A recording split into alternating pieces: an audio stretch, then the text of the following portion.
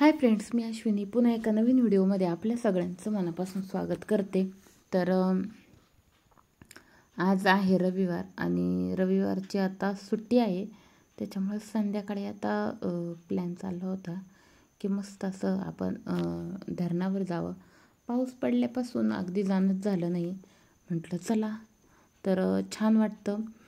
पावसाळ्यात अगदी गच्च भरलेलं आहे आपलं माणिकडोह धरण. तर माणिकडोह धरण हे जुन्नर पुणे जिल्ह्यातील जुन्नर तालुक्यात आहे.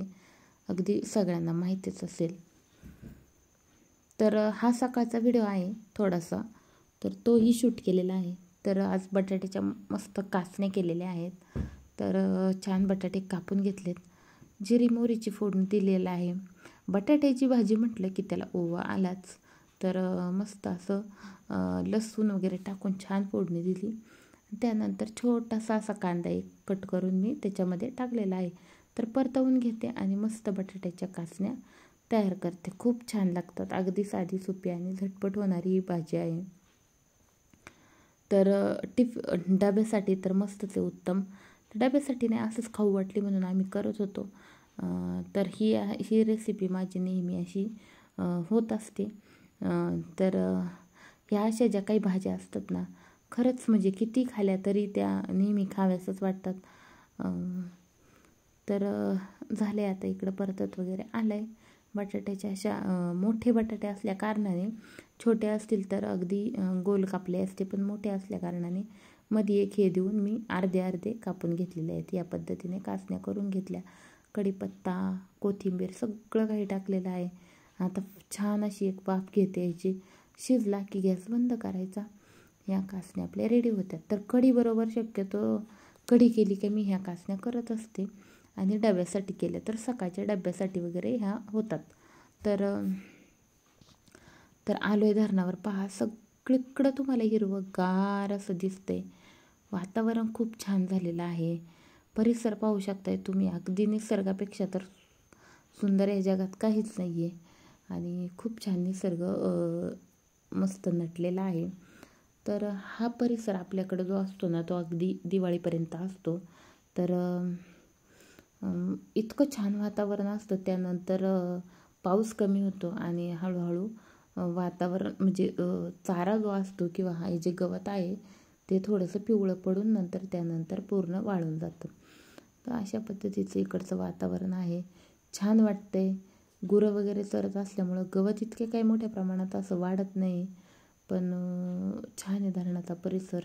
तर इथे एक जुन्या अशा होड्या आहेत काही, ज्या खूप दिवसांच्या असतील. पहिली लोक होडीने प्रवास त्यावेळेस रस्त्याची काही सोय नव्हती, होडीने प्रवास केला जायचा. तर त्यावेळेसचं ही होड्या वगैरे इथं आहेत. तर अगदी हे दिसायला तुम्हाला असं दिसेल, पण इतकं खोल आहे आणि खूप मोठा असा परिसर आहे. तर पाण्याची जबाबदारी म्हणजे पाण्यापाशी आल्याच्या नंतर आपण काय काय काळजी घ्यायची, तर जे काय असेल ते थोडंसं लांबून करायचं. शूटही लांबून, फोटो लांबून. अगदी आपल्याला पाण्याशी जास्त आपण संपर्क करायचा नाही, ही खबरदारी सगळ्यांनी घ्यायची. मुलं पिकनिकसाठी जातात किंवा जे काही, तर मोह आवरत नाही आणि त्या भारात काही ज्या गोष्टी घडतात, अनर्थ होतो, त्यासाठी आपण सगळ्या गोष्टी सेफ्टी करायच्या आहेत. तर अगदी तुम्हाला मी किती छान पाणी आहे, स्वच्छ पाणी आहे. अगदी हाताने घेऊन आपण तिथं पिऊ शकतो. अक्षरशः म्हणजे ह्या पाण्यातून हांडा भरून सुद्धा आपण घरी नेतात. लोक हेच पाणी पितात आणि खूप छान अगदी सुंदर पाणी आहे. फिल्टर सुद्धा कमी पडेल इतकं छान पाणी आहे. स्वच्छता आहे, कुठल्याही प्रकारची इथं हे नाही आहे.